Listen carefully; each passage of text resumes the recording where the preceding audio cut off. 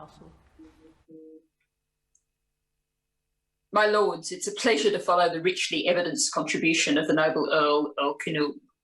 I thank the noble lady, the Leader of the House, for this debate, and the noble Lord Cormac for his contribution to it, which has given me something to react against. But I do agree with the noble Lord Cormac that perspectives on the issues of the functioning of the House may be influenced by our personal experience. To declare mine, I spent about 5 months in what Lord Cormac calls normal, and have subsequently been a very regular, I know the government sometimes thinks too regular, contributor remotely. And I admit that I found it easier than many. I'm not quite a digital native, but I did learn to program in BASIC in 1987. That gives me a particular perspective on the tremendous innovation and patience of all the staff who've transformed this House. Thank you all. This House has done brilliantly in adapting to circumstances, to general acclaim and the envy of MPs, considerably better than the other places, the noble Lord Kirkhope of Harrogate noted. Now, the noble Lord Cormac suggested there was a risk of the continuation of the current arrangements, making the House increasingly irrelevant. My conclusion is the opposite. If we continue to vote more efficiently and allow more open participation for members than the other place, that highlights the fact that this House is, under our undemocratic electoral system, more representative of the views of voters than the other place. My 5 months of so-called normal is, I believe, sufficient experience to make a critical judgment about the perspective of the noble Earl Howe and Lord Cormac in the suggestion that repetition in speeches and reading out of contributions that make no reference to what came before them is more common now. And I strongly disagree with any suggestion that ministers more often provided effective answers to questions in 2019 than they do now. Like the noble Lord Seeker, I don't believe in some past golden age. Now, my noble friend Baroness Jones of Moulsecoomb has already addressed the issue of equality, particularly for our disabled members and those with caring responsibilities, to which the noble Baroness Lady Humphreys and Lord Bradshaw provided personal testimony. To exclude them from contributing to the full going back to normal that forces them through some extraordinary practical difficulties to get into and around the House would be unconscionable. And in an age of the expectation of equality damaging to the reputation of the House, and as would be not considering the environmental impacts of our decision, as the noble the Earl of Devon said.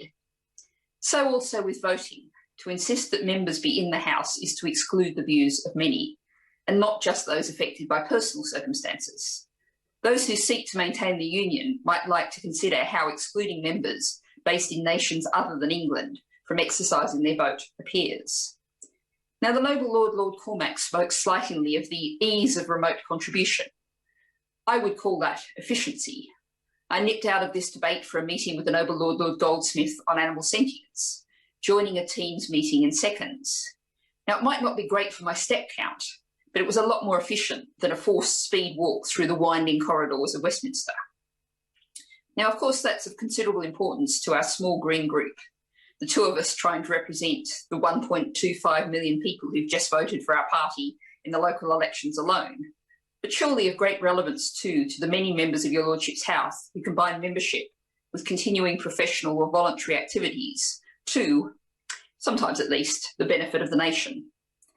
There's efficiency too in being able to fully share the work of your Lordship's House through social media. The Right Reverend Prelate, the Lord Bishop of Birmingham, commented, for many, if you're not on Instagram, you don't exist. That's something the members of your Lordship's House might want to contemplate in considering their social media presence and how the rest of the nation views us. Which brings me to the word normal. There was little in the procedures of your Lordship's House of October 2019 that looked normal to the outside world.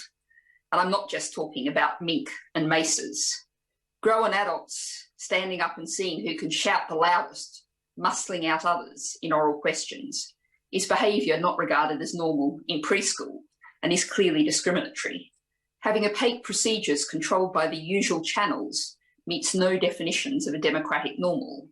That those usual channels exclude several hundred members of the chamber is clearly not normal. The phrase is so normalised to be part of the furniture that I'd suggest that in thinking about future changes, that furniture should go. Finally, my final point, the noble Earl Howe spoke about a temporary solution to a temporary problem, but we are in an age of shocks. We've had massive pandemic threats once every 10 years over the past few decades, and as many peers have noted, SARS-CoV-2 is far from under control. We have a climate emergency. We have a dangerously unstable financial system and a building in the same condition as the noble Baroness Lady Scott of Needham Market said. In the always useful crossbench meeting, our new Clerk of Parliament spoke of the need, whatever decisions we arrive at after this debate, to maintain the ability to return to arrangements like those we have now in an emergency. How much easier to do that if the systems keeps functioning than if they've been mothballed, my lords. We have to think about resilience in everything we do in the future, in this House and in this country. Thank you, my lords.